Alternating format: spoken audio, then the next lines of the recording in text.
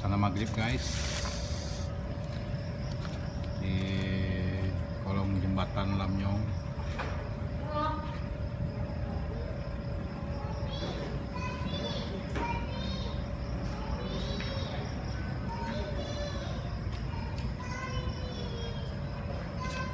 Lihat para angler siap-siap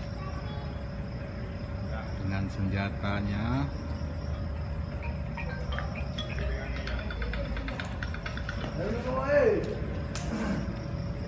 Apa? Saya dengar anak lu balik juga yo. Dia baru dah tapi Aliyah. Nampak ni semacam tu dah.